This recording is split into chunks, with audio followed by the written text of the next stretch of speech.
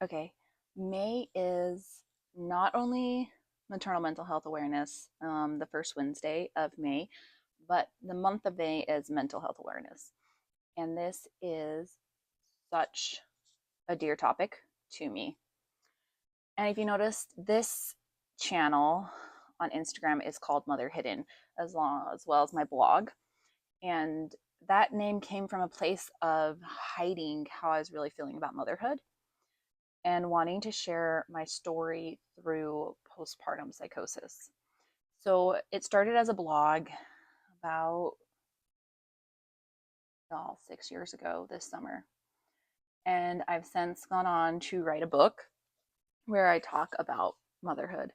And for this video specifically, I have not released the audiobook yet. It is coming. But this might be a little lengthy, but I'm actually going to read the chapter in here on motherhood for this maternal mental health awareness. So, my book, if you haven't gotten it yet, is on Amazon. But if you like this video and tag a mother in the comments that needs to hear this message, I am going to be doing a giveaway. And stay tuned, I'll put the details about it in the caption. But I'm going to read this chapter that I titled The Dark Side of Motherhood, because for many years, motherhood was very dark for me. And you may notice I am coming to you from my closet, not my office, because mothers escape to the pantry, to their closets, to their bathrooms all the time to just get a minute alone. And I definitely was one of those mothers. I would text my husband and I'd say it's a 3-door day, meaning I had shut the bedroom door, the bathroom door, and the toilet door, or the closet door, or whatever room I was in. And I was just in there praying or taking a breath or whatever.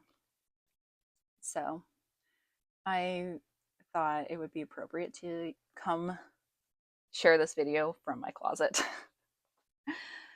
So this is chapter 8, The Dark Side of Motherhood. Moms, I'm speaking directly to you right now.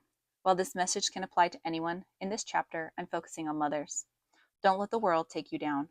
Don't let belief of what motherhood should look like drown out the whispers of whom your heart is calling you to be. I almost didn't listen, and it nearly killed me. I was called to be more, and I'm done hiding. As mothers, we are constantly seeking to do the things right, to be seen, to be appreciated, to not mess up our kids. It is not wrong to want to be the best mother, but it is wrong to let it consume you until you are a shell of a person. You are more than a mother. You're not going to ruin your kids by following the call of your heart, but you are going to mess them up because you're human. You cannot mess your kids up past God's healing. Take comfort in that and allow yourself to be more. I told myself I told myself to play small. I hid my gifts, and it broke me. When I first shared that I had postpartum psychosis, I thought it would never leave my therapist's office. I thought I would never break through the shame I felt from it. Psychosis isn't just depression, anxiety. It's full-on hallucinations. It is the thoughts that your precious baby should no longer be living, and neither should you. It is wrestling literally with the devil, and guess what? God won. God won. I'm alive to write you this book, and that is proof. Writing this book is so much more than words on a page. This is breaking through any self-doubt, shame, or cobwebs I still have so that I can fully accept and love myself. Writing this book ensures that my confidence is internal, that my love is from the only source that matters, and that I can share the message I am called to write regardless of how it's received. I believe there is no dollar amount you can put on that type of self-acceptance. The leading up to that triumph self-worth is a maze of darkness I know well. This darkness, it doesn't define you. I know how insane it feels when you are stuck in depression. I know the darkness of psychosis. I know you're shut down, and I am here. It feels hopeless. I know you wonder, is healing even worth it? I know you might hate life so much right now, and I understand that the mountains feel impossible to climb, and the air is thin and the terrain is rocky.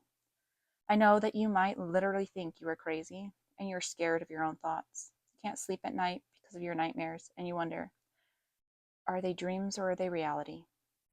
I remember my nightmares escalating so high I had to be put on nightmare medication. I'd lost all touch with reality. I didn't know it was false and what was true. The illusions of my mind created a reality that I no longer could live in. This is the dark side of motherhood that no one talks about. And it ends now. You are not alone. If you asked yourself this question, could I actually harm my perfect baby? Why won't he stop crying? Can I really do this? If I fall asleep, will the nightmare wake me? Will I wake in a sweat, check that all are okay, and then have my mind race the rest of the night? I prayed for morning sun, and soon as it rose, I dreaded getting up again. I would pray for the following night would come quickly, and that it would finally include rest. Then night would fall, and somehow I would be back in the crazy cycle of fearing sleep, and no rest would come. I wanted to be anywhere but here. Like spiders were crawling on my skin, the need to jump right out of my body seemed to be the only option to stop the noise. I swore people could see how crazy I felt. I was certain everyone must know what a terrible mother I was. I was so surprised to discover that people thought I had it all together during this time. And I was drowning. Wait, drowning? Doesn't even begin to describe it. But how was I to save myself from drowning and keep my baby above water at the same time? I know what it is like to fall instantly in love with your baby after birth and to not. I know what it is like to truly believe you don't even love your baby, but you would die to protect him, yet you resent him for triggering it all. I know the pain of loss, the pain of losing a baby you wanted so badly, and the pain of losing a baby you didn't want at all. I thought I must be so broken. Surely no good mom would ever feel like this. There's a hole in your gut, and all you can think about is that this hole is so painful. It is deeply distracting. The all encompassing pain makes it physically hard to breathe. It hurt to breathe every day.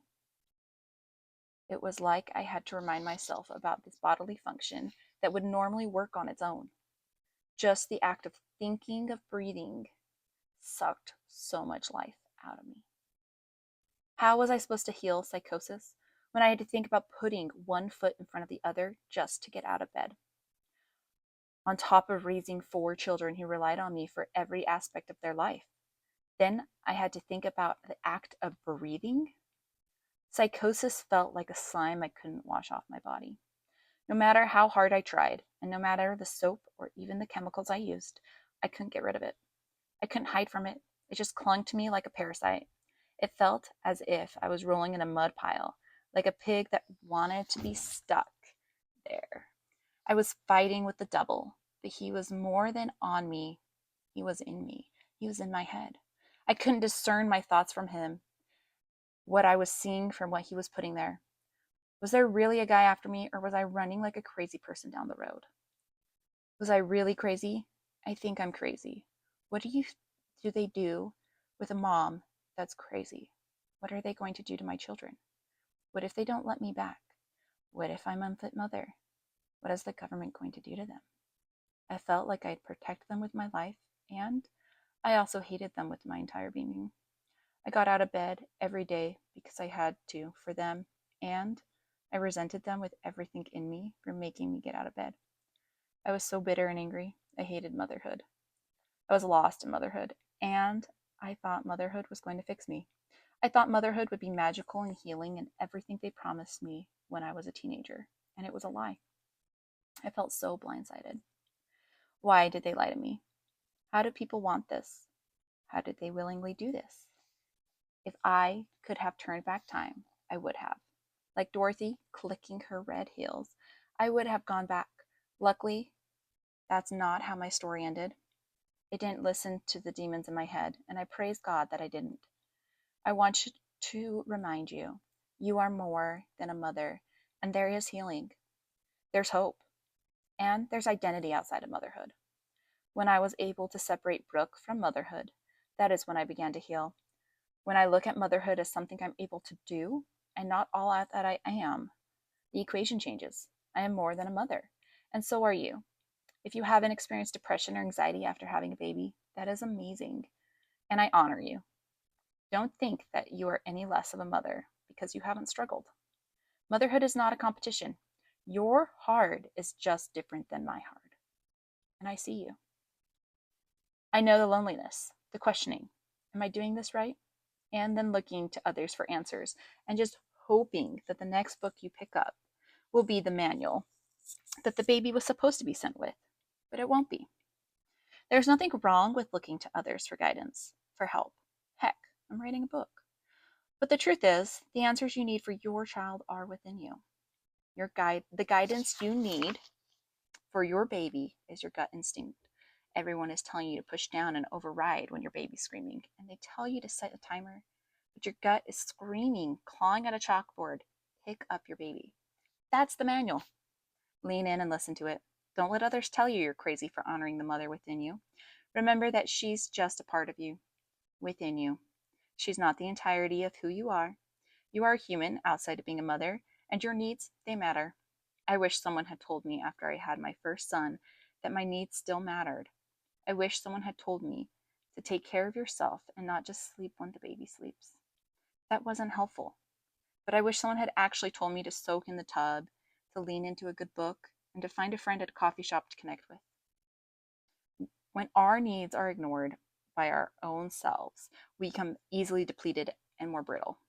I had abandoned all of my needs. I had 4 kids under the age of 5. My body had birthed 4 kids in 5 years. I hadn't slept in 5 years. My basic needs were depleted. This was a co-red situation. I remember distinctly that the screaming wouldn't stop, and I was too scared to wake up my husband and tell him that I really wanted to shake the screaming out of the baby. Mom, those thoughts are common, and they don't make you a horrible mother. You are human, and it's okay to put your baby down and take a deep breath. It's okay to ask for help. It's okay to admit when you're at your breaking point.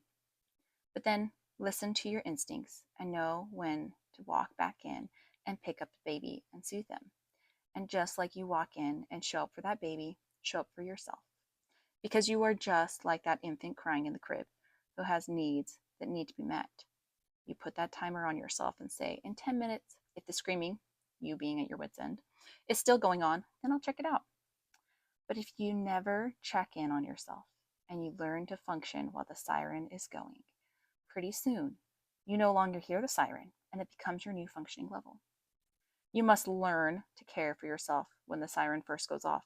Set the timer and give yourself what you need for 10 minutes. One 10-minute break won't fix anything, but taking care of you in 10-minute increments multiple times throughout the day is equivalent to a pilot adjusting the plane flight pattern 1 degree. At first, it won't seem to change the direction much, but in time, that 1 degree will take a flight in a completely different destination. So, too, can caring for yourself in short increments change the course of your motherhood journey. Many mothers believe they're good mothers if their babies meet milestones, or are healthy, or sleep through the night, nurse easily, or smile and don't cry. Trying to live up to these unrealistic expectations we put on ourselves is what creates the crazy inside of us. The pressure to reach the unattainable creates insanity. We juggle motherhood and often neglect self-care activities that remind us we are also human with basic needs that deserve to be met. I know that this role of motherhood is very isolating, and many do not speak of those topics. It is my prayer that through the sharing of my life, I can save mothers from death, death of self, death of the dreams, death of the physical body. Protect them from the demons that know that the mother is the most powerful person in the home. If you have forgotten the power you willed as a mother, if you ignore the haunting voices in your mind and stuff down the crazy that wreaks havoc on the body, it is just like a fire. And if you just choose to ignore the fire, it will grow until the flames are out of control and there is no way of saving the house. And that is how I ended up in the mental hospital.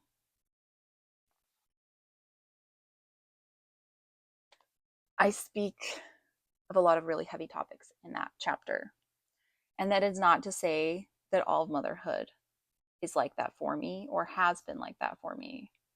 But that was the start of motherhood for me. And I had to decide to heal and choose a different narrative. And so I have. And I love motherhood now. And I find it very enjoyable, and I homeschool my kids. But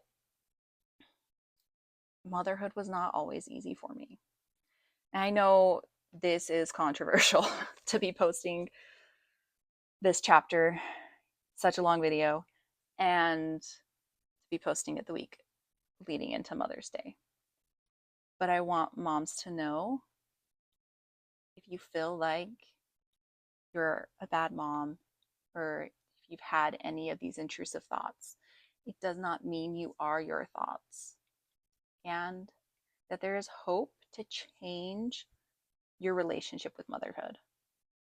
So, enter to win the book.